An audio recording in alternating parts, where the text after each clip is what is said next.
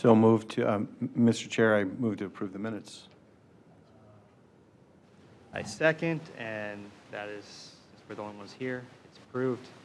Today we'll start with the IT division with IT Division Manager Mike Coletta. Go ahead. Good evening. Thank you for accommodating. I was supposed to go last week. I appreciate your flexibility. So I just have a couple of slides about the accomplishments for this year. We replaced roughly 1/3 of the computers. This was the middle third of our replacement project. We also purchased replacement radio equipment for dispatch, fire, and police. This was an ARPA funded project to replace the models that were 10 years old, and I anticipate that the radios will be in the first responders' hands by the end of Q1 2024. Part of the reason why it takes a while is just every vehicle that they have needs an installation. So right now they're in the company that's helping us program them. They're in possession of them for us. In addition, we added 5 new surveillance cameras for the police department. I listed the addresses on the PowerPoint. Just got word that the installation is occurring right now. We also added 10 flock cameras. I listed those locations as well. And then finally, we replaced the police body-worn cameras with newer models that have better field of vision and longer battery life. This slide that I have now is just to go over the actual proposed budgetary numbers for 2024. We had a bump of 8% in salaries, primarily because we added a third project manager this year. Fringe benefits went up 13%, mostly healthcare, increase in healthcare costs. Travel and transportation, we're getting an old car from I think it's retired from, I don't know if it's police or some department that's just for when we need to move around the city and install computers. Professional services, there's a big drop because, and I'll get into it in the next few slides. Last year I was espousing the virtues of Microsoft Azure, and it turned out not to be a good fit for the city. It's very, very costly, and it was slow. So we're kind of reversing course. But some of the subscription costs and the use of a firm to help onboard us last year, those won't be needed going into 24, hence the large decrease. Similarly, communications, you see negative 52%. Well, the state is now going to cover the subscription fees for Marks. That was announced earlier this year. And then we still had some remaining fax lines throughout the city, and we have since converted everything over to eFax, which was a large savings. I mentioned the contractual services related to Azure no longer being needed next year. Materials and supplies, we have a bump there because we're moving away from Azure, we need to redo our data center. So one of the proposed projects is to build a VMware infrastructure. So in pursuit of that project, we want to redo our wiring and cabinets. So there's some extraneous expenses related to that project. And finally, the capital, it shows, negative 100%. We do have capital projects, but they're going to be funded from carryover projects from 22 and 23. For goals for next year, we'll complete the last round of PC replacements. As I mentioned, bring the servers back on-prem just after experiencing the skyrocketing costs of the cloud computing. And I anticipate that we will save money in less than 2 years. In addition, we will be implementing enhanced multi-factor authentication. So we have multi-factor authentication now, but we will be improving on that. I don't want to get into specific details because of security reasons, but rest assured it's going to be more security focused. Another goal in 24 is to replace the payroll and benefits system with a modern human resources capital management system. So this will streamline timekeeping, payroll, and benefits into one system, which will be easier to use and more accessible to the employees. Also, it'll help maintain compliance for FMLA, hours tracking, and ACA reporting, and interface with the city's accounting system.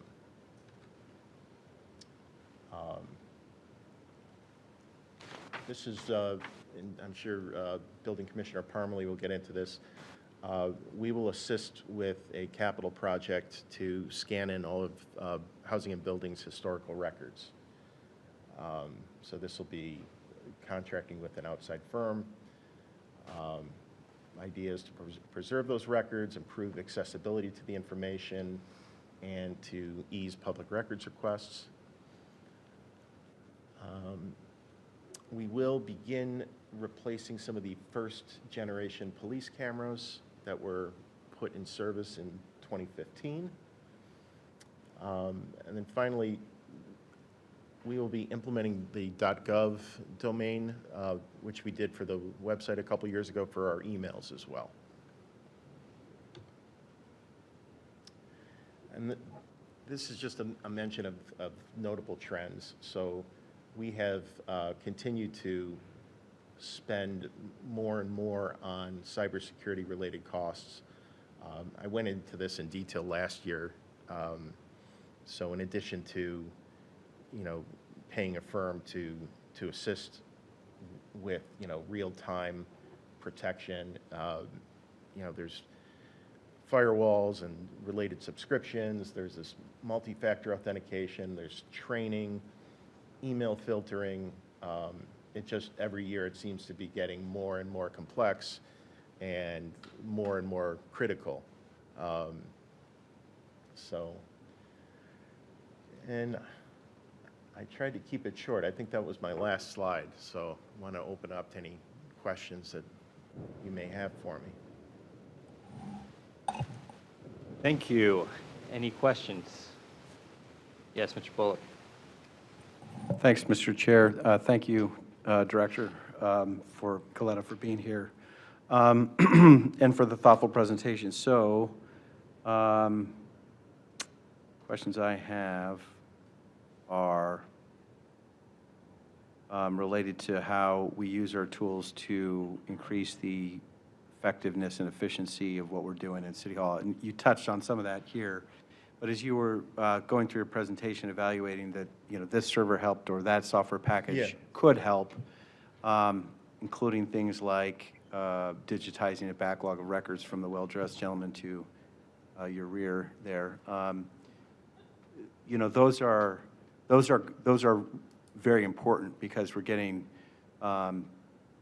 into the, how can technology improve. do we do any kind of work in a systematic way to query each, I don't know if it's down to the manager or the director level, or is it, you know, something in the mayor's office, but, you know, are we asking ourselves systematically, and if not, can we improve that next year, how to save time, multiply the effectiveness of our staff, you know, increase the service level to the public, which is something I think that you have in mind for the public records Sure. software you just referred to. It's that kind of like, where are we headed with this, other than keeping up with the fight of things like, you know, Apple making these USB ports obsolete, thanks Apple. Right. You know, that's always going to be with you, right? Yeah, no, that's a very good question. You know, certainly, I think we can always, you know, improve, you know, on our outreach. I will say, you know, departments frequently think of technology when they're looking for a solution to a problem.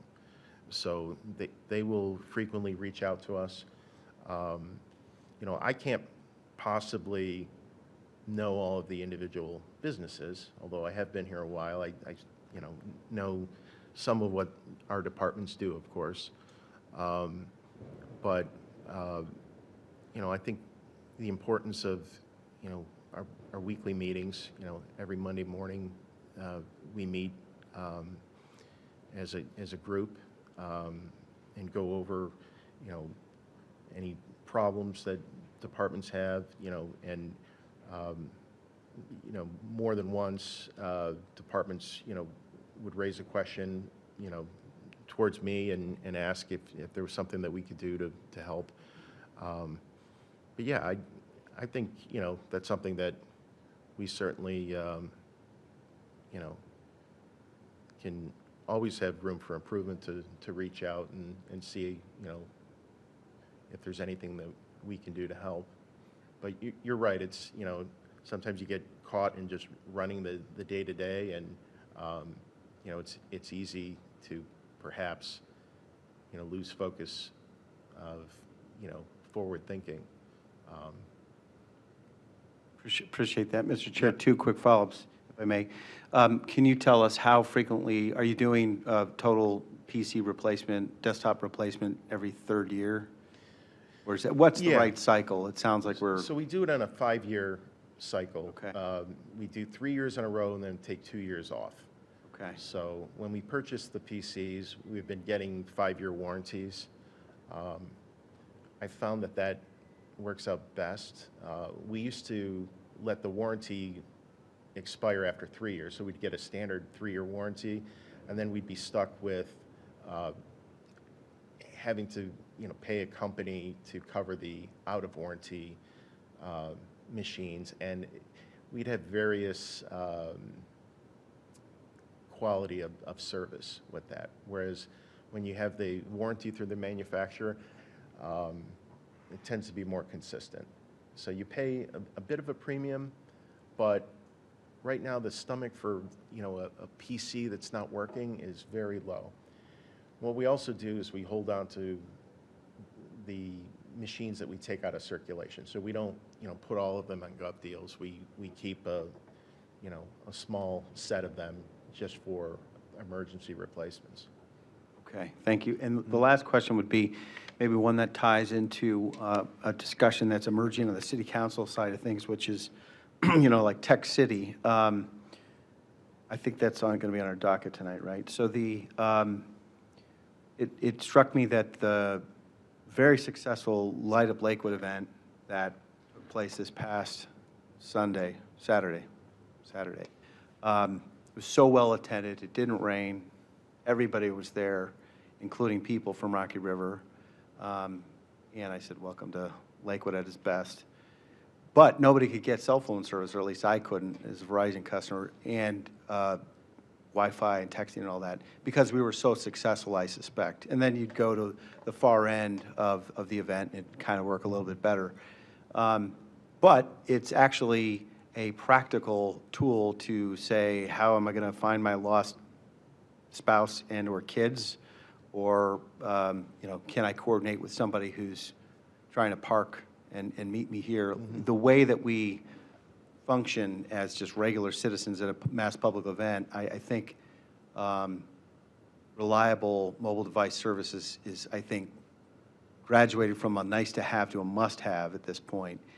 And so I'm wondering if, could you speak to the thought of having the capacity, whether we rent or own and deploy ourselves for larger special events? And we've got a bunch of them throughout the year in Lakewood. Meet the Trucks, this event, the Summer Meltdown, Spooky Pooch, the August Arts Festival, and Taste of Lakewood. I'm probably missing several. I could easily see the value, and then every sunny Saturday at Lakewood Park at the new pool, the need for a boosted capacity to allow people to be able to find their lost kid and/or family member. So, does that exist? Would that be expensive? Could we take a look at it? I mean, we don't have to answer it right now, but obviously, that's an example of a new need that we probably weren't talking about 10 years ago. Right. I don't know enough about it. I do know that that can be a problem.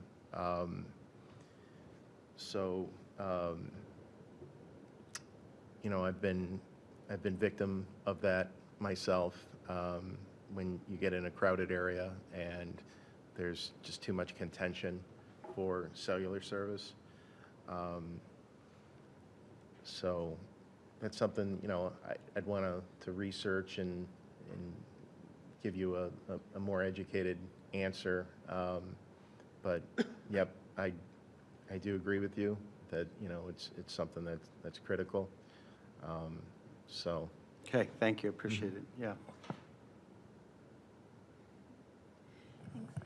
Hi, Director Coletta. Good to see you back up and hope you're feeling better. Thank you. Yeah. I appreciate it.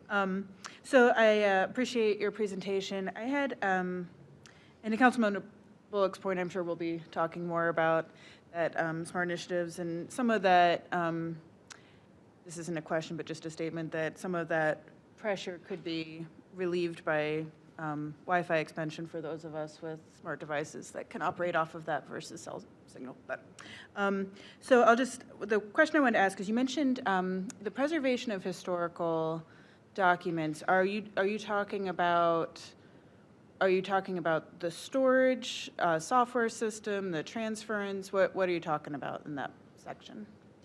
Okay. And I don't want to eat into Chris's presentation too much, but what I'm referring to is the digitization of the large-scale plans and what Housing and Building call the street files. The actual end product, we have a notion as to what we want to see. There's an employee in Housing and Building who started doing this on a small-scale basis, and he had created folders for every street in Lakewood, and then within those folders, each house number. And within that folder was a PDF of the scans. It was and is wildly popular. It was simple. It's, not using any sort of proprietary document management system. It just became unwieldy. He just doesn't have enough time to get through it. We extrapolated it would take him 10 years to finish the project. So that's what we're thinking, but we're open to a solution. If a vendor comes up and says, hey, we have this fantastic system, I don't think we're closed-minded about it. So it's still a little open-ended.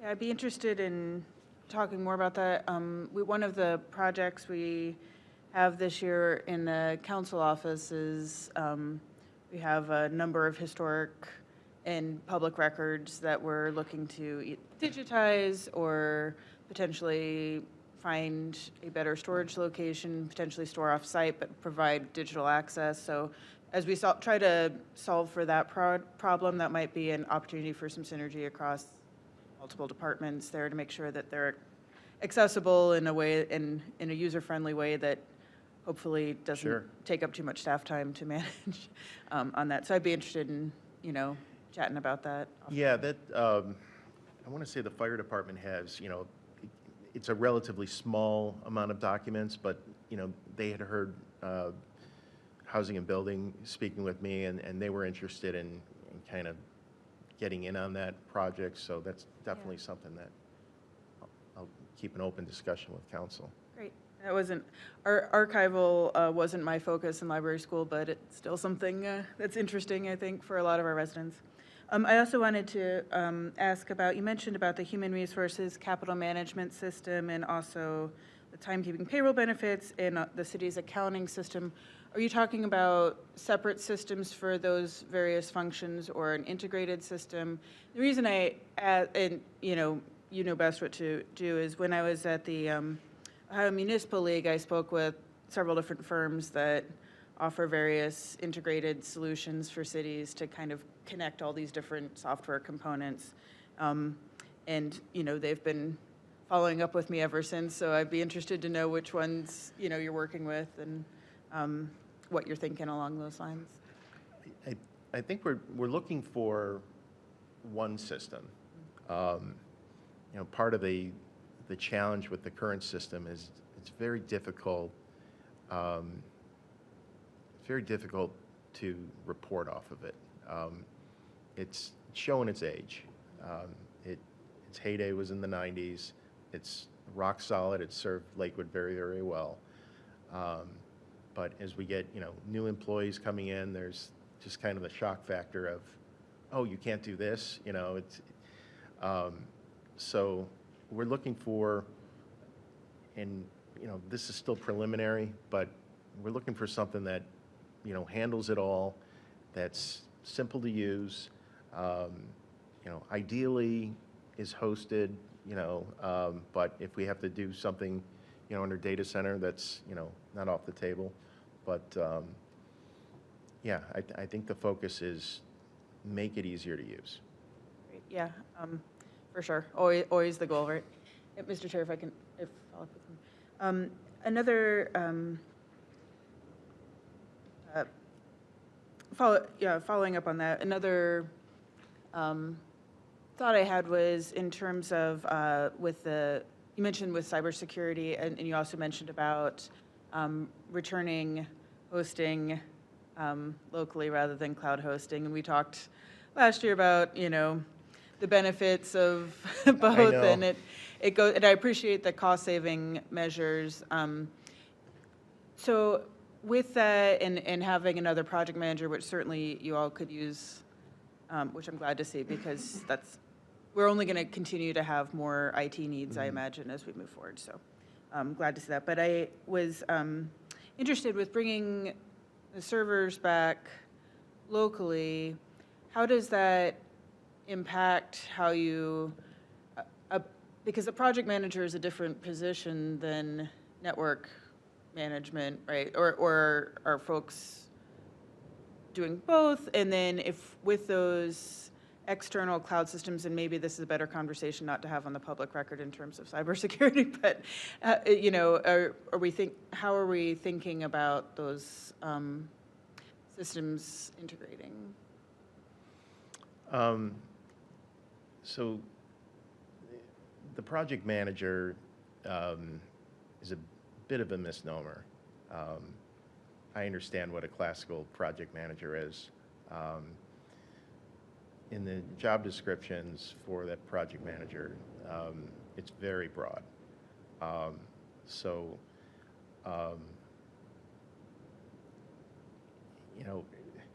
We were looking for different skill sets, and I don't want to go into all the details right now, but the pay wasn't competitive. So I didn't want to make a narrow-focused position like, security officer or database administrator, because I never envisioned a really large IT department. IT employees are expensive, and I came in on that when I started here in 2005. There were a couple of employees who were dedicated programmers, and the needs changed over time. So I was looking for something that could morph, but the employees have to have the skills to do those other tasks outside of project management.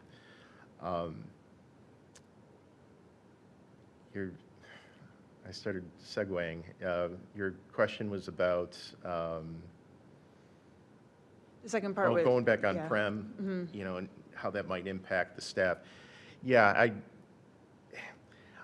I didn't take the decision lightly. Sure. Last year, I was talking about how great it would be to go to the cloud, you know, lessen the burden on the staff. But it just, you know, as the bills started coming in, and the performance just wasn't there. We still have a lot of programs in the city where, you know, good, bad, or otherwise, when you double-click the icon, all that information is coming over the network. And when you go into the internet, we were in the closest data centers. They were in Virginia. The latency was so bad that it just wasn't, it just wouldn't have been appropriate. And to justify, you could justify the cost if it increased, you know, the robustness, which it did, but it just didn't serve performance-wise. So yes, this is going to be an additional burden on the staff. However, if we do it right, there should be minimal upkeep, I would say, for 5 or 6 years. We may have, you know, the occasional VMware updates that we have to do. You know, we may turn to outside help for that. But, you know, it was something that it just wasn't a good fit, you know. That being said, like this payroll and benefit system, if that's a hosted system, that's something that, you know, that's different. If that's, you know, it's rendered through a web browser, it's already optimized for that, you know, internet speed. But doing the infrastructure as a service, that's a whole different, you know, animal, and it just turned out to not be a good fit for us. Yeah, I appreciate your thoughtfulness on it and being willing to take potentially more on your own department to lessen the time other departments are spending sitting at the spinning wheel of death. So appreciate it, and thanks for the time. Anybody else? Gregor. Thank you, Director Coletta. I always appreciate your responsiveness. One question I have, and I know it's, you know, you read a lot about information security in particular. City has lots of bank account information of employees, personal confidential information, taxpayer information, and obviously weak points, you know, throughout the system can present challenges. So just interested if you could talk a little bit more about training for staff in general, because any weak point, right, could be a potential into the system. And then also, if we think about doing like simulated phishing, you know, attempts to like train staff if there are weak points within staff. I know at my day job, we always, like they send them out and then who can catch them, and, you know, and then directors get reports of who is, maybe needs more help, and just curious about that type of program the city might have. It's a great question. So we started, it's in its infancy, but we started doing, you know, mandatory videos on phishing and social engineering and all sorts of, you know, cyber threats. So we do have, you know, it's mandatory and it's tracked, you know, so we can see who hasn't taken it. The simulations, we do have that capability. I didn't want to start there, but that is something that we strive to do because of what you're talking about. Just everyone has access to, you know, a lot of privileged information, and sometimes just through, you know, just a simple mistake, someone could, you know, unknowingly, you know, open an email that, you know, has some sort of exploit on it, and all of a sudden we have, you know, a big problem. So it's not just the systems, it's it's the synergy between the protective systems and a well-educated staff. So I know the Barracuda product that we have, there's a module called Fish Line, and you can start a campaign to, send out those types of, emails and see if you can catch, and turn it into a learning opportunity. So that is something that we are planning on doing.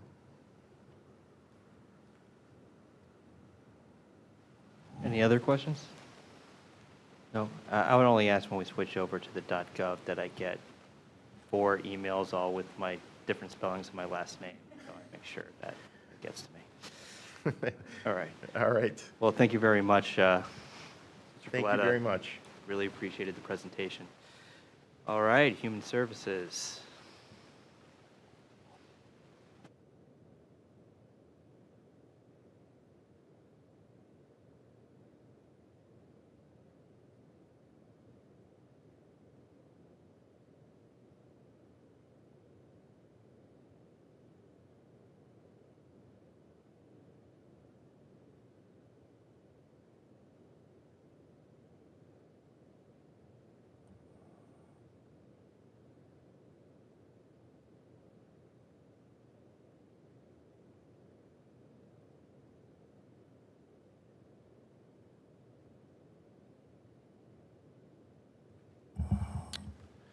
Good evening.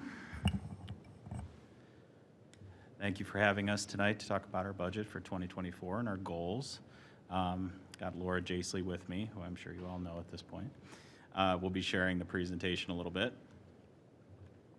Okay, so this is a slide we always have in our budget. I'm sure you've all have seen it at this point, but it's just a reminder that Human Services is here for the health and well-being of the individuals and families and everyone that lives in Lakewood and surrounding communities, and we're advocates, conveners, monitors, and providers of services for everyone here. This year has been our first full year at Cove Community Center.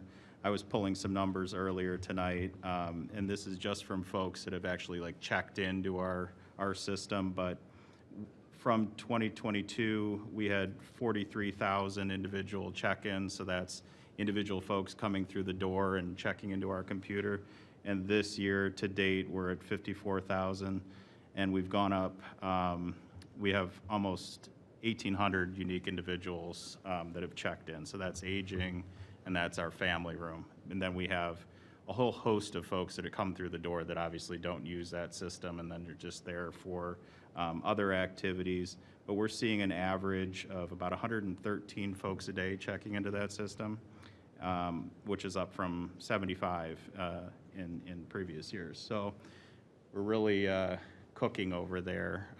I would estimate we're actually seeing probably 150 to 200 folks through the door in a day on a busy day. So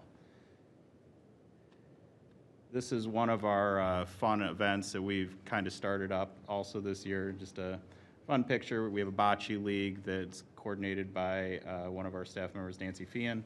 A lot of community members have participated in this, but it was a really big success, a lot of fun for everybody. So this year, we're looking at our goals for 2024 in Human Services. One of them, of course, is to continue to align our divisions and focus on that holistic well-being of everyone in the community.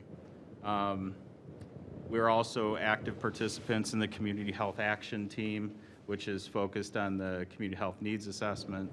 We're actively going through that and trying to help connect with individuals in the community and community organizations, create a plan and kind of move forward and create a more healthy and more well-being in the community.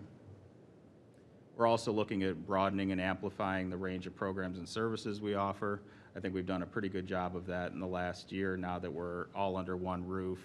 But we're always looking to strive to do better and to really provide the highest quality product, highest quality, and at Cove. So really being dynamic and responsive to whatever the needs are of the community as they kind of evolve, because it's always changing, and we're always looking and listening and making sure that we're, on the forefront of what's out there and providing that to the community, providing those opportunities. In our actual budget, we didn't make a whole lot of adjustments of note. That's because we've kind of been aligning over the last few years, just moving things around in operating line items. There haven't been really many major shifts this year, so there was really nothing to report that was of great interest, and we kind of stayed flat in this budget with our costs. Just a couple more fun pictures of people enjoying Cove. We've really kind of bumped up the amount of day trips that we've been going on with our Division of Aging, which I think Laura's going to talk about here now. So within our Division of Aging, we've seen quite a substantial amount of growth in terms of programs and just the variety, I would say, of seniors that are coming to the programs, because we have a lot of the ones who come generally each day for the morning activities and then the meal, but now we're seeing an expanded number of seniors coming for other activities, especially in the afternoon when it's from Mahjong to fitness classes, and that's one of the biggest goals this year, is to continue to expand the level of fitness programs. Silver Strength is a huge class that's continuing to grow, and so we're at a point now where we're looking at adding a Silver Strength too. Sometimes it's just a matter of space available, time and space. We have more needs than sometimes our space allows, just because we have so many things happening. So it's a lot of sharing of space that we have worked towards. Very creative staff all around in doing that. And our Division of Aging is continuing to develop and foster new strategic partnerships with community organizations to identify needs. I would say one of the highlights will be some grant money they've received for a huge project they're going to be working on with a bucket list thing, and just the partnerships. And I think the partnership that's growing with the neighborhood paramedic program as well is continuing to grow and expand. And as always, we're looking at creating after-hour programs, and it's just finding those niche programs that work for the seniors and trying to do that survey of the seniors of what will work for them and what hours will work. And just the variety and the demographics of our seniors in Lakewood is so expansive of trying to find all those needs. So the basic budget modifications, as Chad mentioned, it's just continuing to realign things. There was items that were still under the Division of Aging that actually, just like office supplies and things like that, that we just needed to put all under Human Services. So everybody, when you went to go get a pen, it wasn't Aging's pen, it was everybody's pens. It's little minor things that aren't substantial, but just moving items around. And then I'm going to continue to talk about, no, you're talking about youth. Yeah. So our Division of Youth has had a lot of change this year. Early last, our clinical manager, who had been with us for over 20 years, had retired. So we've had a lot of change, a lot of growth, a lot of new staff. So we're really focusing. Oh, there we go. So we're really focusing this year on building that team and making sure that they're a very strong and cohesive unit. And of course, you have H2O, who's continuing to put on very innovative programming. We've received some funding we'll talk about a little bit later, too, to expand what they're doing. And our juvenile diversion coordinator is doing great work in the community with those folks. But we're attempting to offer more project-based services and youth leadership opportunities in H2O. We're training the staff of our community-based services team in an evidence-based case management model to enhance the effectiveness and consistency of the work that we're doing. For years, they had operated on a model that then became kind of the way of the dodo for the team, and it really kind of threw things off, especially when we had that transition of the team leader. So we're identifying some new models, and we're going to be moving forward with those. And then we're expanding on programming. The youth staff, I'm sure you've seen on social media this year, has put on a number of different programs. We had a really fantastic financial literacy program that was actually recognized by the state.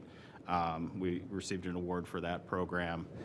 Just educating our community on finances. There was a number of different classes that they had put on over the course of time.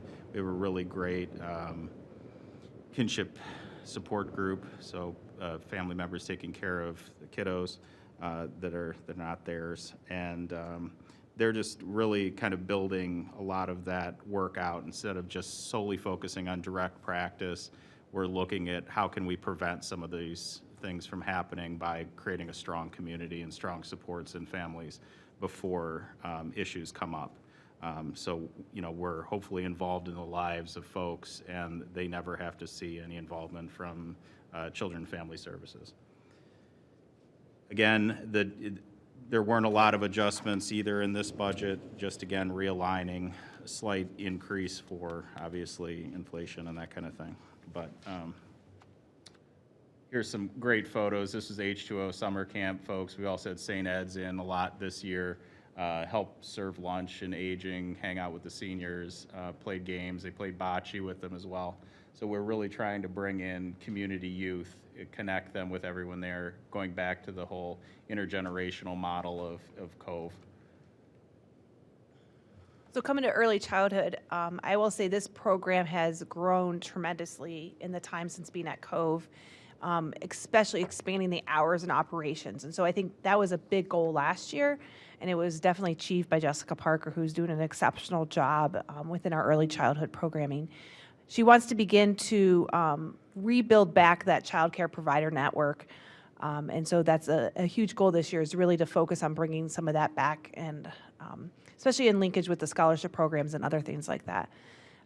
Increase the number of unduplicated families who visit the Lakewood Family Room for at least one program. I mean, she wants to continue to grow, and the variety of programs even being offered. It's not just a drop-in anymore. We have the standard drop-ins, but we also have, she's doing yoga with little kids. She's doing art classes with the kids, big kids after school. So she's really expanding on beyond just some of the typical programs we've had over the years in that.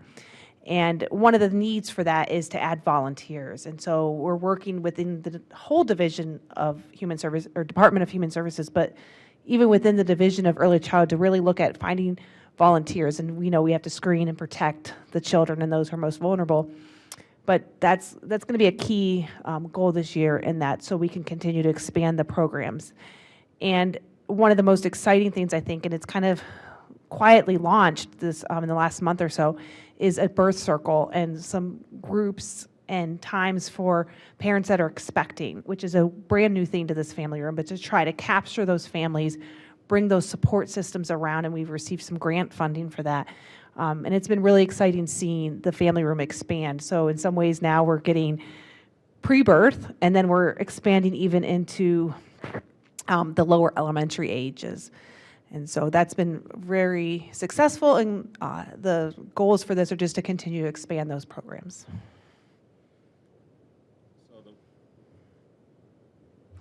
So the one thing of note here is we're looking at the CDBG allocation for the Scholarship Assistance Program for childcare, and we really noticed that there's been an increased need in that program. So we spoke with the administration.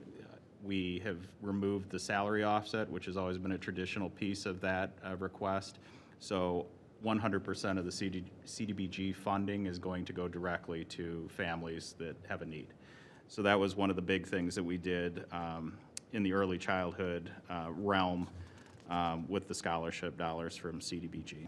And we're also looking for other opportunities for funding for that, because it is something that we've noticed an increase, and it has been very well received, and it really helps families, because we all know childcare is very expensive, but it gives folks the opportunity to stay, live in Lakewood, and work. So that was one of the most exciting things for us. Here's another fun photo of activities in the family room. So these are some of our larger 2024 goals. A lot of them are based around some funding that we received from the Healthy Lakewood Foundation. But as I mentioned before, we're looking at implementing an evidence-based case management model in community-based services or Lakewood Area Collaborative. That should actually be starting here around the first of the year. We're also looking at some strategic planning around that department as well, using county funds and then some funds from the Healthy Lakewood Foundation. So it should be a really exciting time for those folks, six folks in that division. As Laura mentioned, we're expanding the new parent and prenatal support groups, again, to capture everyone from time before birth and then bringing them all the way through the school age. I've noticed, not being a parent here in Lakewood, but knowing many folks that have gone through the family room with Tony Gelsomino, how that has really been an incredible support for them. Always having someone to reach out to. So whatever we can do to kind of foster that and build that as soon as possible and provide education and support around lactation and feeding and everything that the hospital doesn't always do a great job of educating folks on. And maybe you also don't have the capacity at the time. You just had a baby and here's all this information. It's a good space to find people that are also in the same spot and give them information and support. We're looking at developing new and innovative programs with H2O. Healthy Lakewood Foundation has generously supported a new program called the Civics Lab. They're going to be talking about topical subjects in the media. It's all going to be driven by youth with, of course, Emmy or Amy there to help facilitate and support. But it's really going to try to foster civic engagement and leadership through regular meetings. And those are also going to be held at Cove. Laura has worked with the Rocky River Sunshine Rotary to obtain some funding for a community garden, which we're also going to be building at Cove, hopefully in the new year here. But it should be a very interesting support. I think we'll be looking at doing some meals for folks with some of the veggies and fresh fruits and things that we'll pull out of the garden. But we're also going to provide those opportunities to learn how to garden. I kill pretty much everything I touch. So this will be a good opportunity for me to learn as well. But I mean, I think it'll be a very interesting, and we really appreciate the support from Rocky River Rotary. There be raised beds. Raised beds, yes, of course. Yeah, so we're also looking at, we have composting at Cove that we've been doing through Rust Belt Riders, again through Healthy Lakewood Foundation support, but pairing all of this together to, again, bring everything into kind of like a circle of life. We talked earlier about the Community Health Needs Assessment. We're supporting the efforts of the Anti-Racism Task Force and Equius Group to develop the comprehensive racial equity plan for the community and for the city. That is already off to the races. We are going to be really starting in earnest here the first quarter of the year, and we'll have a lot more updates to offer council. But we're, of course, continuing to collaborate, build our partnerships with LCSC Lakewood Alive. We have standing meetings now with the Lakewood Alive staff and just trying to bolster our relationships so when there are needs in the community, we're there and ready to address them as a team. And of course, bringing in the neighborhood paramedic program and Ryan Berth to do that and really wrap around folks that are in need. We just added this to kind of show some of the funds that come in from external sources. Some of these are estimates. Actually heard late last week that our Title III funding is coming. That's actually $114,000 now instead of $103,000. But all of this money is the funding that we go out to the community, go out to outside organizations to obtain to continue to do the work that we do. So aging, we have a hefty amount that comes in for transportation, nutrition. But all told, we bring in a little over $1 million, $1.1 million 1.2 million with some other funding that I didn't put up there. But this is kind of the bulk of the work that we do to make sure that the folks in our community are supported. Open to questions and comments. Great, thank you very much, Director. Anybody have any initial questions? Go to the committee first.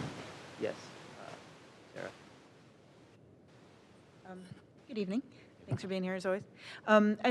You mentioned, you guys are doing a lot of work over there, so appreciate everything you're doing, and always the dollars that we put into community building and relationship building and resource finding are dollars we don't have to spend on the other end, so appreciate that work.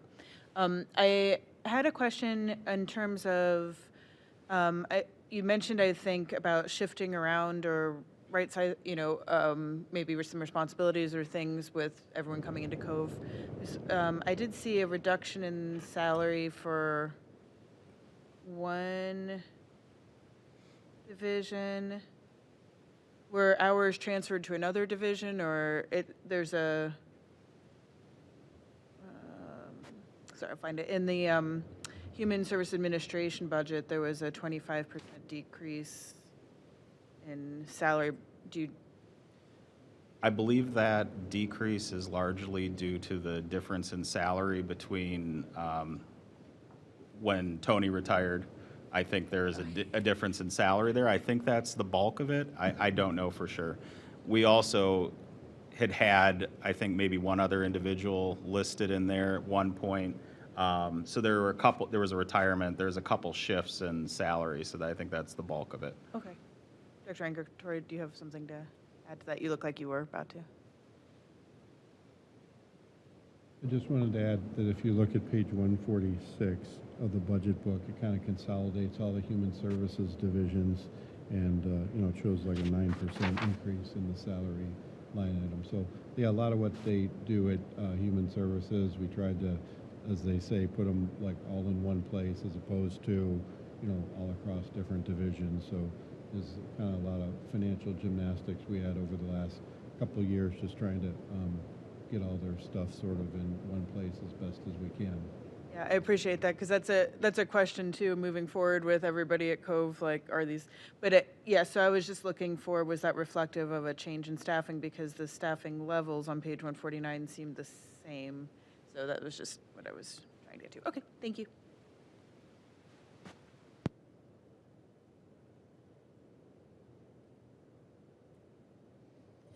Thank you.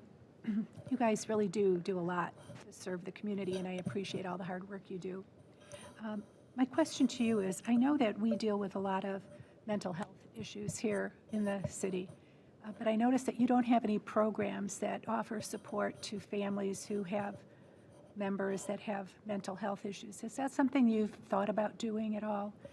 Just to educate? I mean, it is just such a dilemma that, if you do have a family member who's a hoarder or who has some, psychological issue, do families have a resource through the Human Service Division to access any services? Thank you for the question. We provide services and supports through licensed social workers that often address mental health needs. We've offered a couple ad hoc programs that have been focused on mental health, but we haven't yet got to the point where we're addressing mental health in a kind of counseling way. We did have a meeting with Signature Health a number of months ago, and we're kind of trying to find a way to work with our community partners to provide direct mental health services to folks. But we are often one of the main referrers to mental health services for anyone that comes in. It's certainly one of the top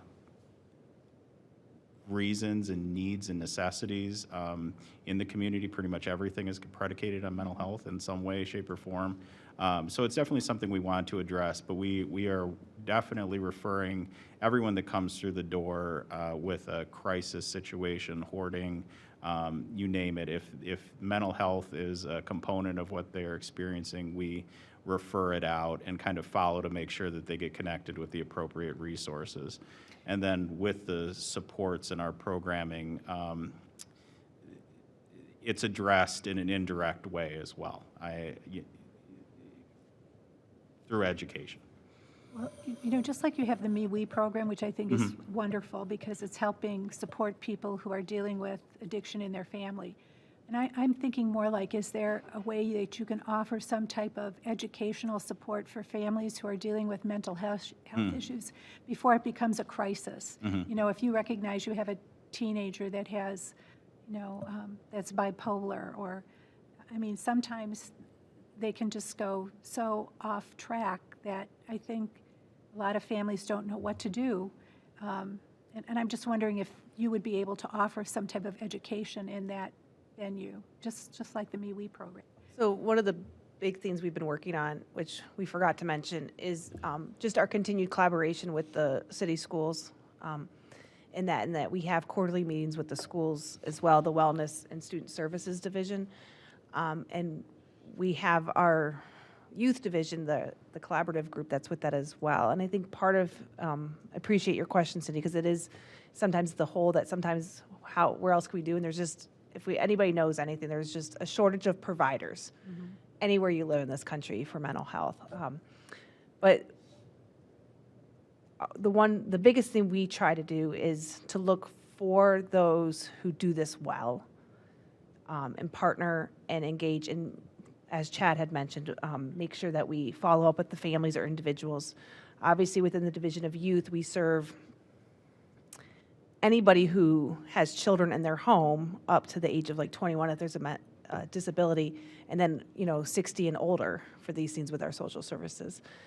But it is important that we're continuing to partner with the schools and other agencies to offer programs. And so there's many times that we will work with Connecting for Kids and other programs and advertise those out as ways to connect the community.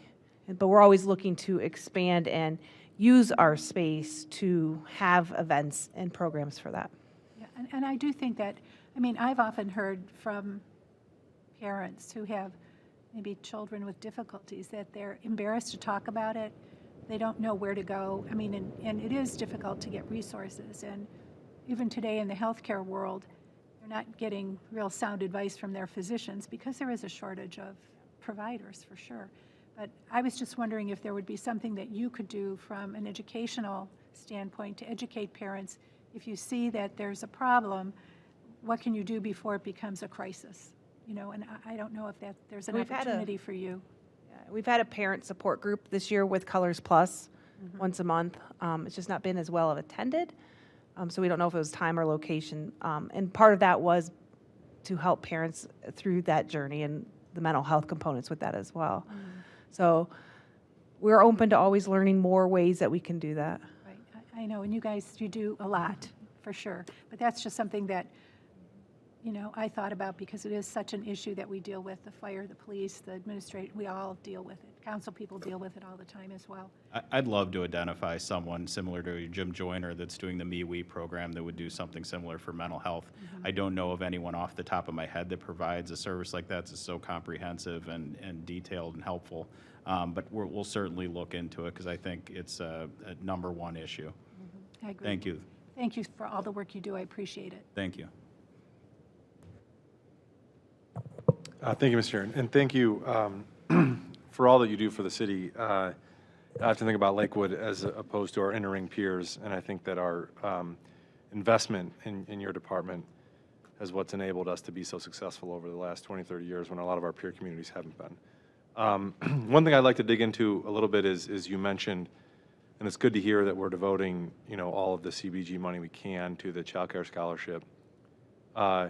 Explain to me, I know we had some ARPA allocations to that fund. Is that fund meeting the needs, or are there still applicants that aren't getting, you know, like that we can pay through October and then they're on their own for 2 months?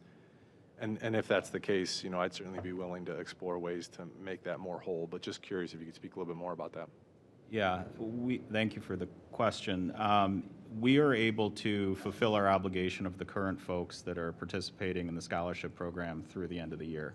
Next year, we should be able to still maintain, but we are looking at the possibility of now having a waiting list because of the number of folks that are coming that are eligible and are interested in the program. I don't know, the ARPA funding was very helpful. We were actually able to use it to get through the end of the year, but it will not be there as of January 1st. So we are certainly going to investigate other alternatives. I would love to have you as a thought partner in that, or otherwise.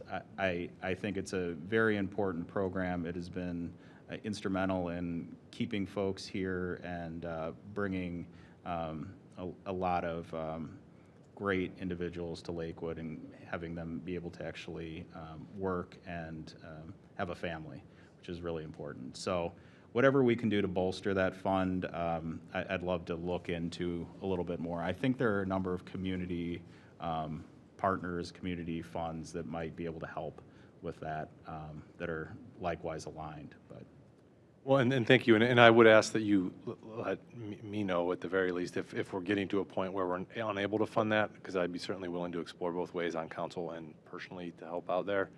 And so, because I just think it's so important when we talk about affordability.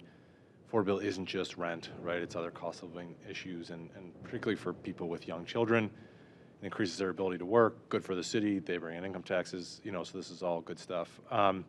The one thing also I know you're talking about building the list of childcare providers, and I would be interested in some, this is kind of a grand, you know, plan that would take a lot of time, and I see that, you know, we have one staff person in early childhood, but we have, you know, more robust staff in other areas.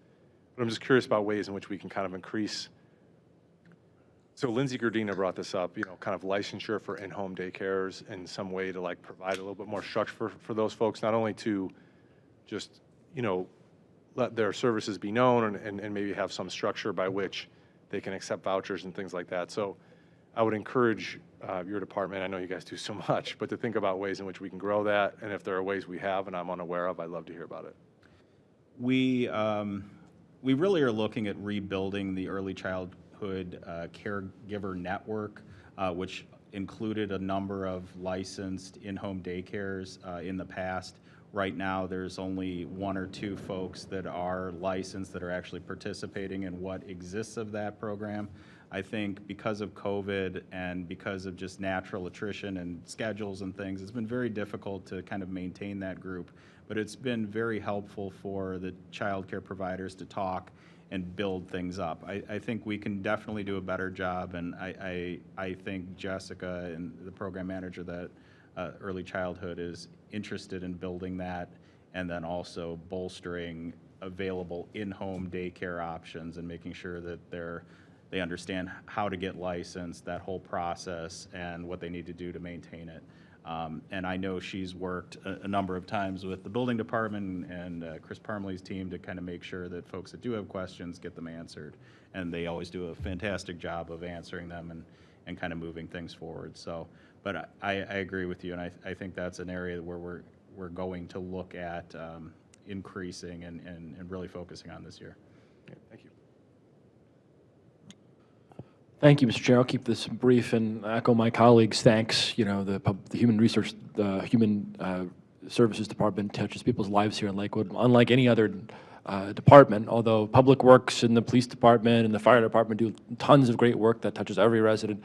You guys have that really deep reach into people's lives, and especially when they're needing it most. So I certainly, you know, before I moved to Lakewood, I was working with the Human Service Department when I worked for the Cleveland Food Bank, and you know, I definitely understand the deep need to continue to provide you the resources to do your jobs and do exactly what you've done and continue to do that. To that end, I'm also excited about this new sort of additional capacity citywide, maybe, to do communications a little bit differently. Interested to know how you're thinking about communications moving forward, having this new communications person in the mayor's office maybe, but maybe your office is thinking about this. I didn't see it in the text of what you wrote, but there's no way you can put everything that you do in a document. There's just so much that you do. So would love to hear a little bit more about how you're reaching out to people about these programs throughout the city. We are incredibly excited to have the Public Information Officer on board.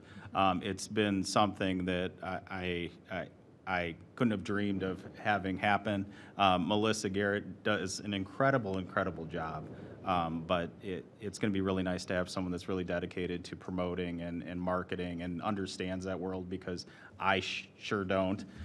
We do our best. Nancy Fian, since she's come over to our team and is a project specialist, she's the front desk, but she also wears about 30 other hats. She's also taken on the responsibility of doing some of the social media marketing.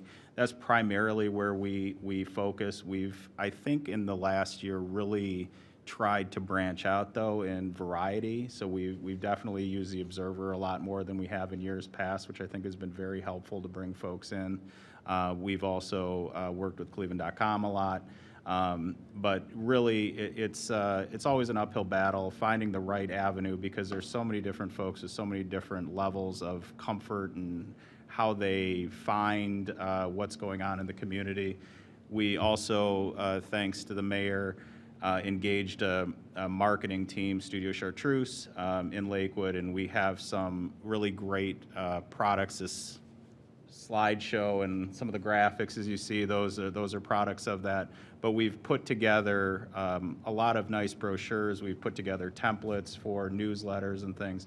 So we're really looking at utilizing those to put out a very high-quality product that reaches as many folks in the community as possible. We're always trying to think of new ways to do that. The water bill in years past has always been a staple.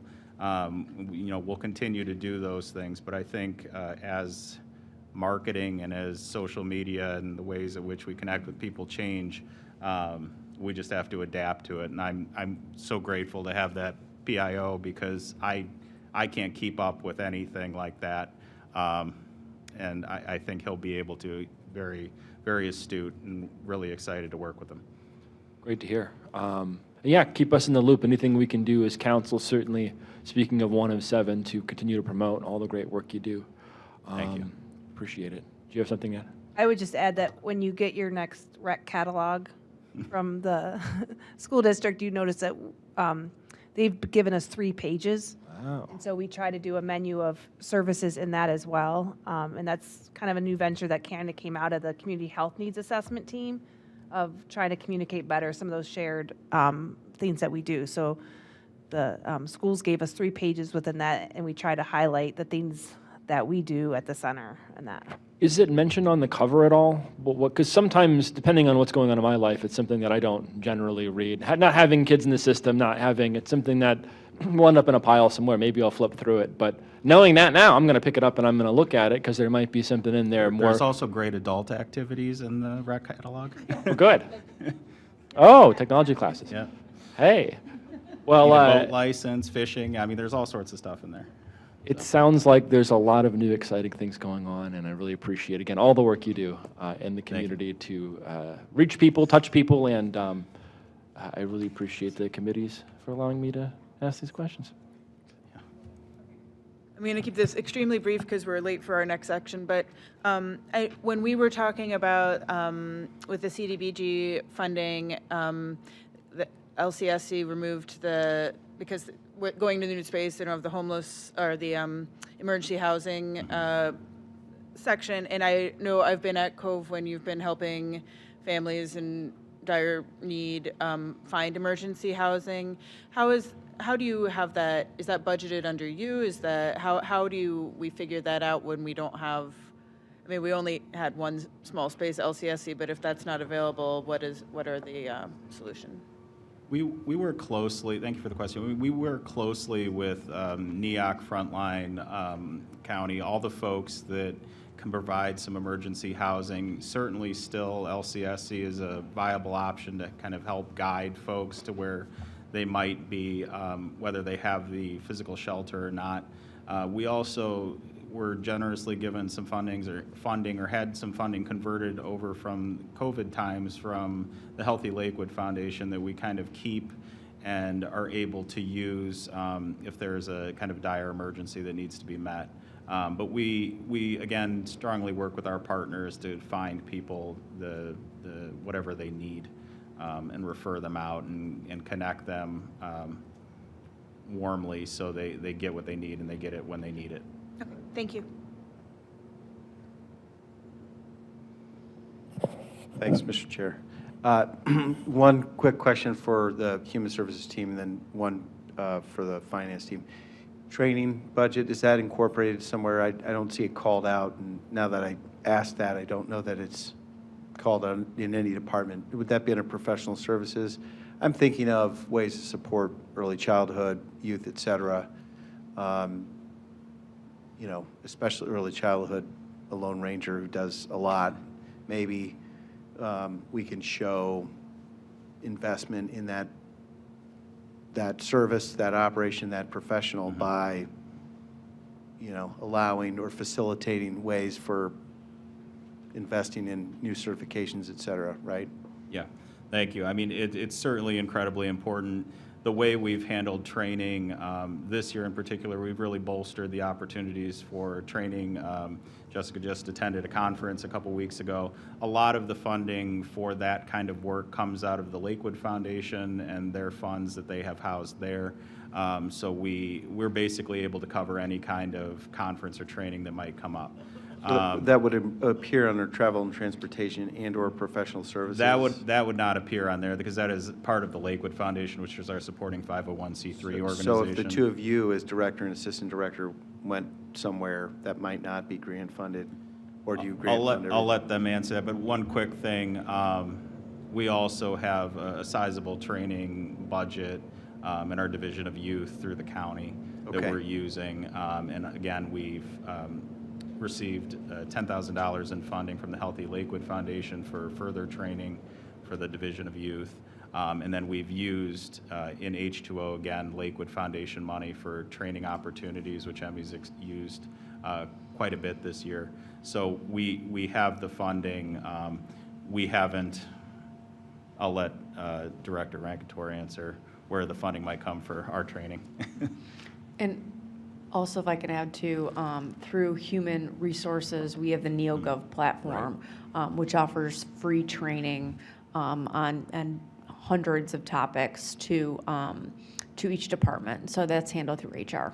Okay, thanks. I think that answers my question. It's part of your toolbox. You've got a number of different ways to address it. My question for the Human Services Department on that helpful page 146 in the budget, in the comprehensive budget, you've got all the divisions plus administration summarized in one page. And then even better, it's total expenditures by category, all funds versus by general fund or expenditures from the general fund. And we see that there's a savings of 8% in what's proposed to over last year from the general fund, and actually a slight decrease for all funds. So, but the swing is big. So it's 700, it's shy of 800,000 for just the general fund, and it's upwards of 2.6 million for all funds. So the question, just to make sure I'm reading this correctly, Director Rankator, is all the different matching funds from the county and the federal government, et cetera, are accounted for in that larger number, correct? And then the follow-up would be, those are variable, aren't they? So how do we plan year to year if there's a variance in the matching fund?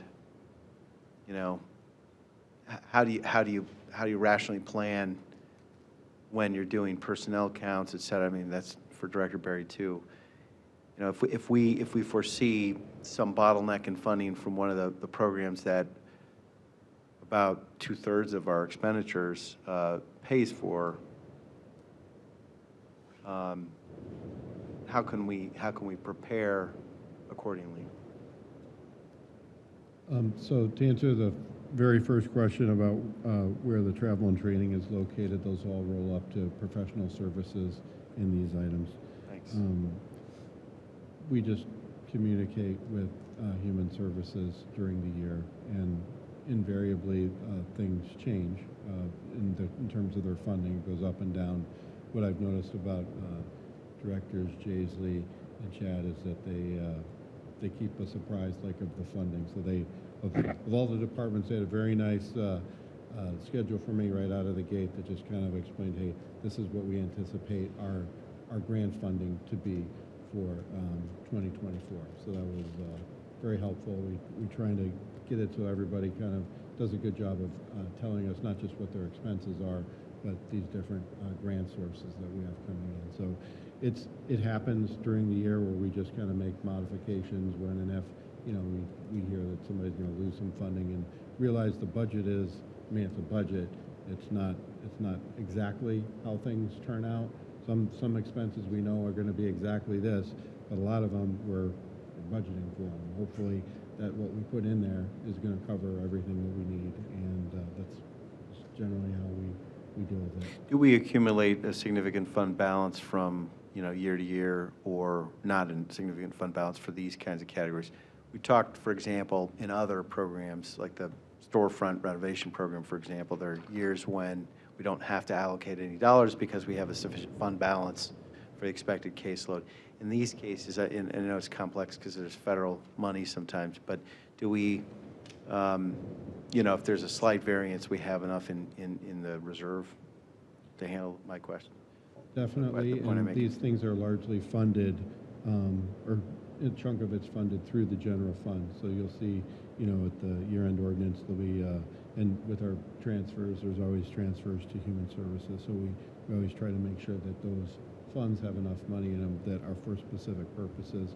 And like Assistant Director Jaisley pointed out, there's just a lot of fluctuation this past year with all the different funds and trying to move everything like from these other funds for, as you mentioned, the pencils and supplies, all into the general fund, so it's one place, and we've kind of consolidated that. So the line on page 1, transfers and advances here are budgeted for 22,000 for then the coming year.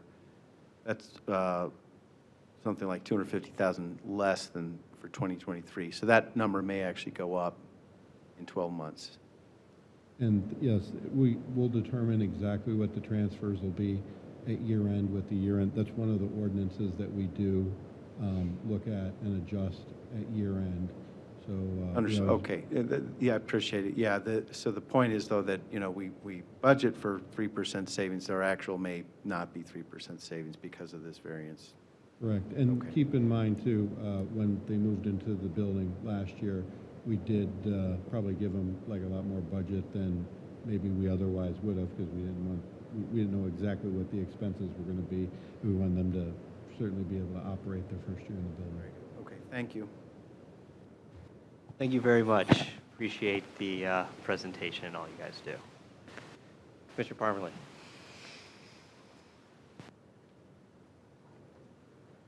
Mic check. Evening, everybody. I'll go through this. I know we have a hard stop at 7:30. Chris Parmalee, Building Commissioner. I know we all know who I am. Couple bits and pieces of what we do, most like what Chad and his staff do. I mean, we do a lot more than you could fit on a screen, obviously, but manage our housing license process. It's not a static number. You say between 2,800 and 3,000 housing licenses annually. This year, as of date today, when I left the office, we have 186 licenses outstanding that were due November 1st. So we're doing a heck of a job right there. Manage and issue contractor license registration that just opened up today for the 2024 construction season. We manage a tax abatement program for projects that are eligible for tax abatement. We work with BZA, Architectural Board of Review. Assistant Commissioner Wagner here with me tonight. Apparently he didn't have anything else better to do. He sits and assists with ABR on the planning side. Construction, plan review, approval, code enforcement, as you all know, based on our codified ordinances. Housing safety, preservation, and improvement is kind of our game. Jump to some numbers. CFCC, Certificate of Code Compliance Inspections. Some people call them point of sales. Down a little bit from last year, but again, it's not a static number. I think interest rates had something to do with that, kind of trailing off at the end of the year. Complaints down 17%. we'll skip a little bit. Property maintenance and safety inspections, those are the ones that we do on all the rental properties. Those are up 138%. So that jump doesn't make sense to folks that aren't in the industry. But with complaints going down, we had a lot of tenant complaints this year that want to remain anonymous. And in order to do so, our recourse is to do a safety and maintenance inspection on the entire property.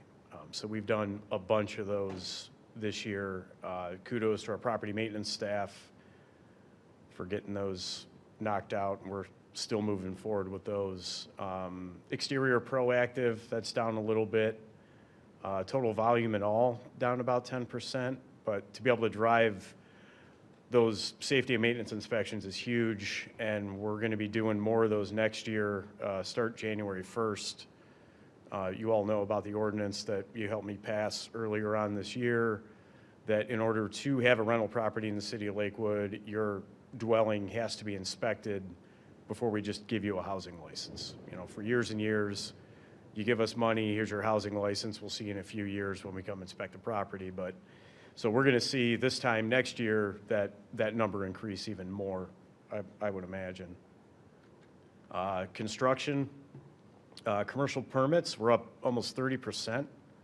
So we issued now that's just permits, it's not plan review, but we issued 420 commercial permits this year. I mean, you drive down Madison, Detroit, you know, it's happening all over the place. So Scalish's big project, we, you know, wrapped up Chase Bank, et cetera, et cetera. Residential permits are up, which is good. I mean, Bill and I thought that we'd see that number trail down a little bit this year, but, you know, maybe second quarter of 24 or something, we'll see that go down a tad. Total volume, as of, the data says December 1st, it's actually from the end of last week. But 2,540 construction permits issued this year through the office. So that's us, boots on the ground. I should have thrown in the number of inspections that was too, just based on what we do daily, but that's a good number. Total construction valuation, that's not what we took in, obviously. That's the investment in construction in our neighborhood. We were just north of 59 million for 2023, up 20% from last year. Keep it coming. Plan reviews, we'll go to residential. So 900 plan reviews, that's 9% increase, which is great. And those are all plan reviews we do in-house. So between William and our part-time plans examiner, Charles, I dive in there. State of Ohio gives us 30 days to do plan review. That's not good enough for me. William and I like to keep it at 15. So every once in a while I dive in there, have to dust off the residential code book. Bill babysits me on that one, make sure I'm not missing a step. Commercial, again, the plan reviews kind of reflect on the commercial permits that were issued. That was up 24% this year. So those are all construction documents submitted to the building department for review. I would say roughly probably 75% of those reviews we send to a third-party plans examiner. We have 2 examiners, Sixmo, Grusemeyer. You need a master plans examiner per state building code to do the plan reviews on commercial plans. I have a BPE, so I can do building plans as well as our part-time examiner, Charles. Why don't we have a master plans examiner? I'd love to have one. Our contractual obligation is $43,000 a year. You're not getting an MPE to work for your office full-time for under $100,000 a year. So $43,000 for contractors, not bad. Have great relationships with both of them. Really easy to talk to, pick up the phone. The end user doesn't have to go through me. They can go through the plans examiner too if they have questions. So we're busy as ever. I mean, it's been a pretty solid year. Accomplishments 2023. We completed our first commercial property survey, just like we do at the Housing Forward for 1, 2, and 3 family homes. It's on our GIS map.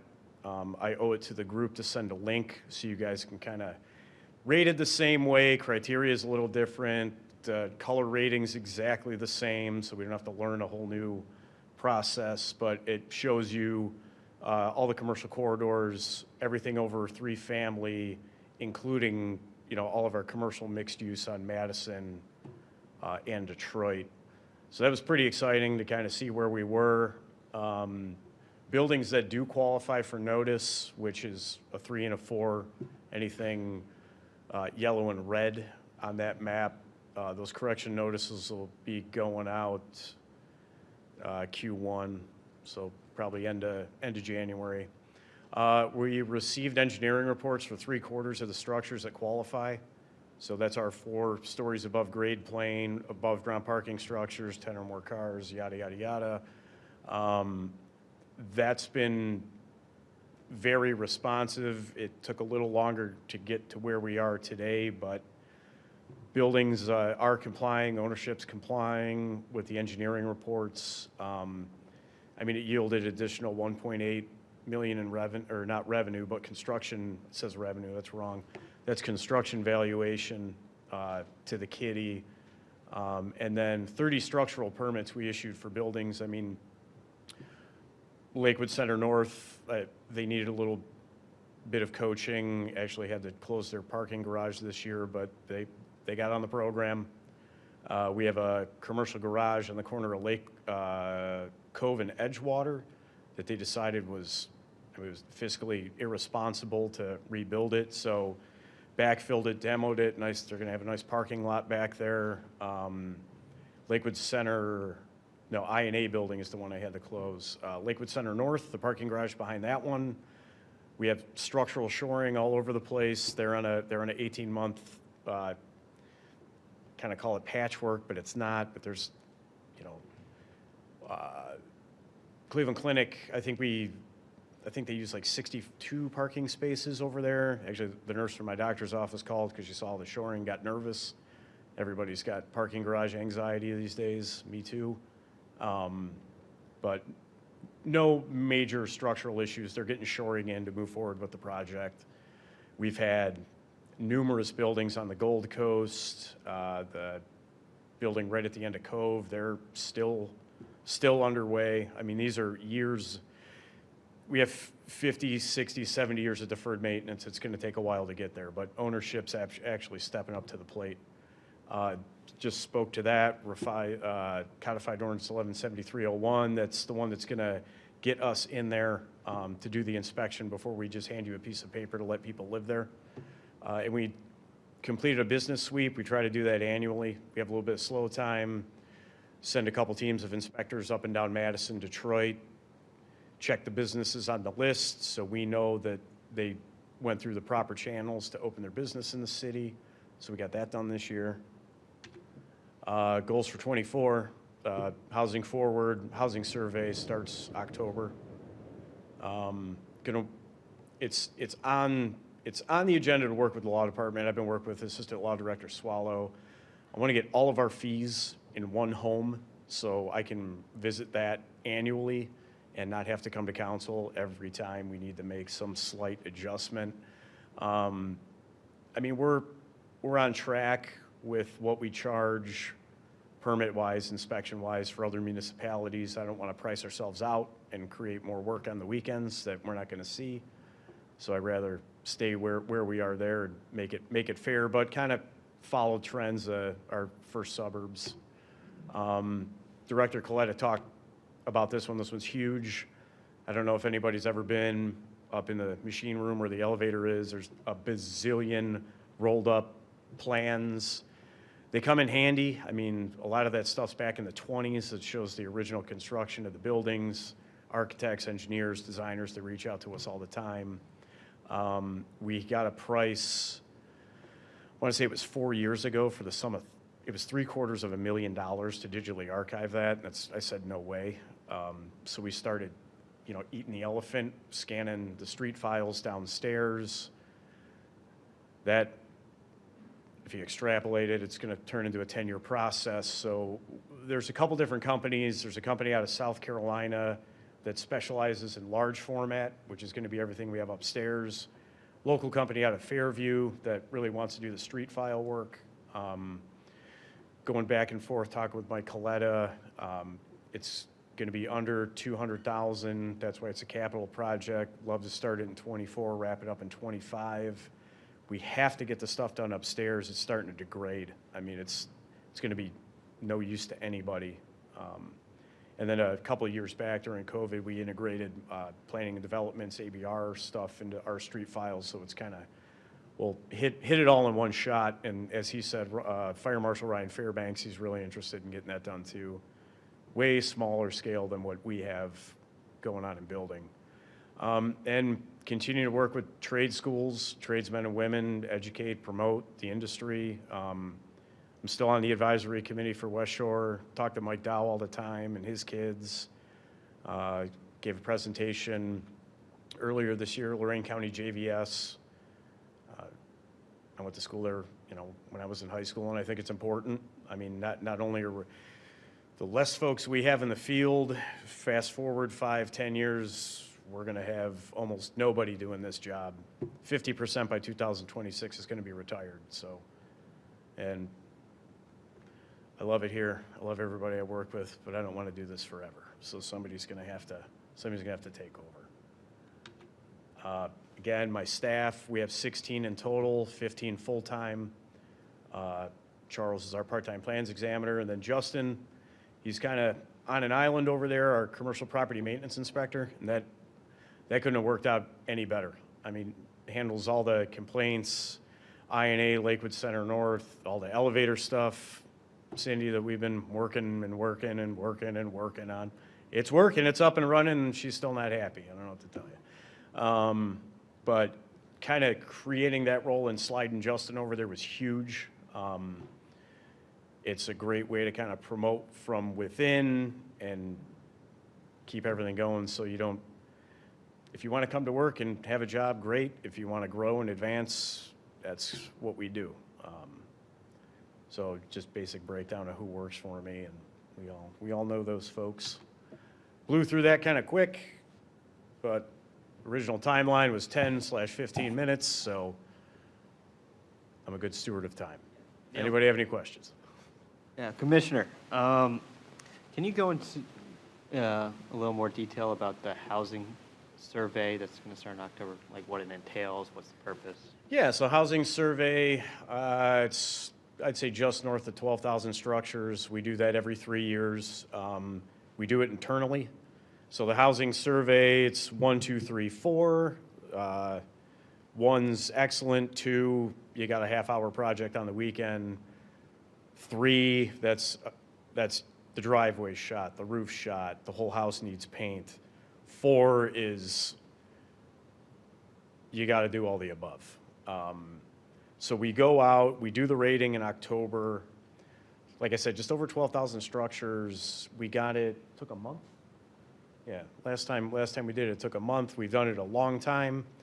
The building inspector gets paired up with a property maintenance inspector, and the property maintenance inspector is the boss. So we go, we look at a house, we kind of volley back and forth, what we see, what we don't see. Takes about 3 minutes of structure.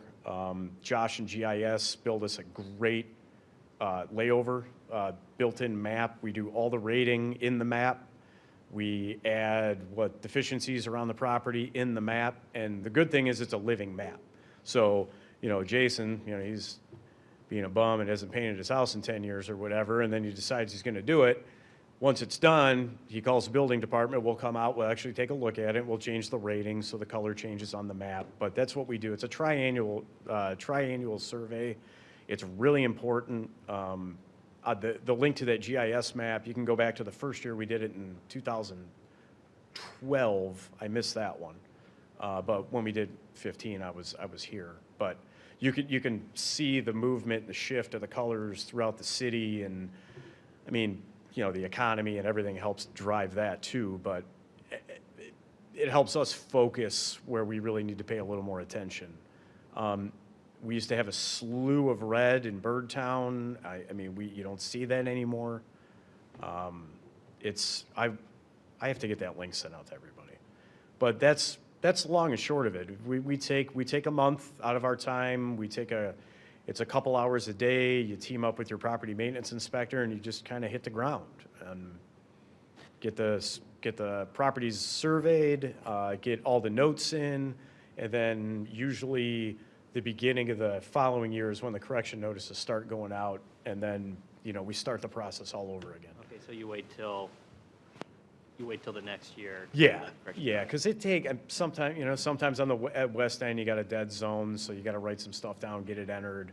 So we make sure all the ratings are done. Then when we create cases inside Citizen Serve, you've all heard that term before, there's a case type where it's based on housing survey, so then I can report out how many of these inspections were actually driven by the housing survey, so it's pretty proactive. And then we said, well, hey, that works out great, and council asked for the commercial survey for quite a while, and we actually got it up and off the ground this year, and it worked. It was seamless.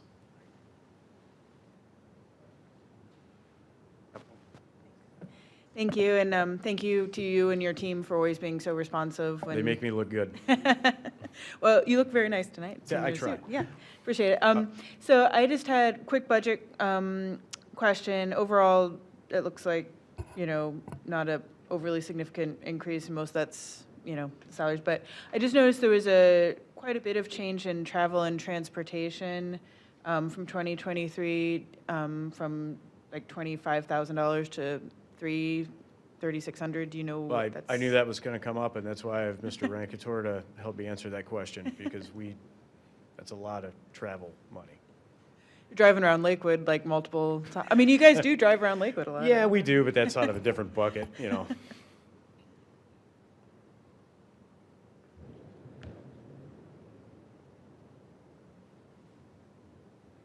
I just want to make sure I understand the question. I'm looking at the travel and transportation, and it shows like a 5% increase from 23 to 24.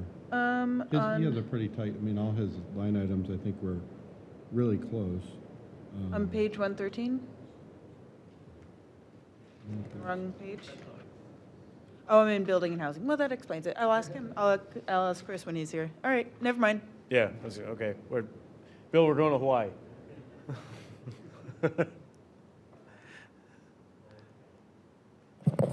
Thanks. I'll speak quickly. Commissioner Parmalee, thanks for being here. Really want to compliment the proactive work your department's doing on commercial properties and on the structural engineering safety inspection. I can't think of the term, but we're talking parking garages and the heavier structures. So if I heard you correctly, maybe we could go back a few slides. You said 75%, I think you've got in who are required. Yeah, really, really close to 3/4 of those. 'Cause Okay. There's 120 qualifying structures in the city. So the process for getting those who have yet to get in is what? We're going to keep chasing them in the early part of next year? No, correction notices are going to go out at the end of the Okay. month, and then we're going to go Okay. to the next step to the prosecutor. Okay, very Yep. good. And then for the commercial forward, so that is worth a round of applause as we're accustomed to providing the building department. Could you go to the next slide, I think, where it's summarized? You want to go back or Or forward, Tom? Wherever the commercial property, I'm just not sure what slide you're looking I for. think one back. Oop. Accomplishments, 2023, the next one. Oh, okay. Okay. Yeah, there you go. Okay, well, it was the same slide, sorry. Yep, no, you're Completed commercial property survey and logged into the GIS map. I think you said in your verbal comments that was up to 3 family structures, or was it 3 and above? No, so 1, 2, and 3 family structures is residential, once you hit 4 family, so it's 4 family Okay. and above. So all of our, 4 So the 1 to square 3 are apartment buildings. captured every 3 years in the That's- housing forward. That's the residential survey, Right, yeah. Or okay. housing survey, or the Housing Forward Initiative, yeah. And so now, for the first time, Yep. and we intended to do this going into COVID, we hit a pause during COVID. Yeah. But we've actually completed it this year. Yeah, This is just what- north of 1,500 structures qualify. And so for that's that. all of the retail on Yeah, Detroit, that's all Madison, et mixed cetera. use on Detroit, Madison, Clifton, there's, So I'd love to dive into the results there. We don't have time tonight, but Yeah, maybe we could do a absolutely. housing committee hearing in, early Yeah. next year and take a study of the map, the GIS map you're talking about. I mean, to be frank, so there had been price sticker shock experienced by a lot of the longtime commercial tenants in some buildings, not every building. right. And yet, along with the landlord's notice to the tenant, the longtime business tenants, hey, your cost per square foot is going up, along with that was not necessarily always an investment in the property. And we are seeking to address that, so a lot of the deferred maintenance. Right. And unfortunately, Before- sometimes you have to force the hand, but, I mean, it's how we get where Understood. we need to get. So this is a subject worth talking about, when we have the chance. Thanks for doing that. My last question, 3,000 housing licenses, that sounds low. We've got to have more. I know that we don't Oh, I'm sure we require do. owner occupied. I'm sure we do. So, but, I mean, so on average, since I've been here, I hit 10 years in April, we're about, like, average is 3,100. Now, is there people flying under the radar? Yeah, we find them all the time. A tenant will call in a complaint, and we're like, oh, this is a rental, I can't remember right now off the top of my head how many doubles we have in Lakewood. I know, and then owner occupied doubles are exempted from that requirement if I The recall only one that's correctly. exempt, yeah. So, but so we could guesstimate the gap between 3,000 and the actual number, and do we have a system for trying to capture into the housing license compliance requirements some way to address that gap? I think that would be worth. I know that the finance department sometimes through the tax, we have ways to pursue delinquency in other areas of operation that may be worthwhile. Yeah, I mean, if you have, like, the last census reporting, I think, we were right around, like, 43% rental. So if we have 12,000 residential structures, I mean, easy math is 6,000, right? So we're shy by half. We find them when we come across them, and, that, like I said, it's not a static number. We saw a lot of rental sales that went, to private. They're moving mom and dad in, so. Understood, yeah. Okay, so that's another for the future. Thank you for the Yep. time, Mr. Chair. Oh, okay, sorry. Thank you, Commissioner Parmalee. And one way to do that, I know on one, riffing off Councilman Bullock's point, is water bills if they're going out of town, but you guys Oh, know yeah. that. But on, Half the job's being a detective. and appreciate the detective work you do. One question I had, so I know we have a vacant housing license that if you have a vacant residential unit, you're supposed to pull a license.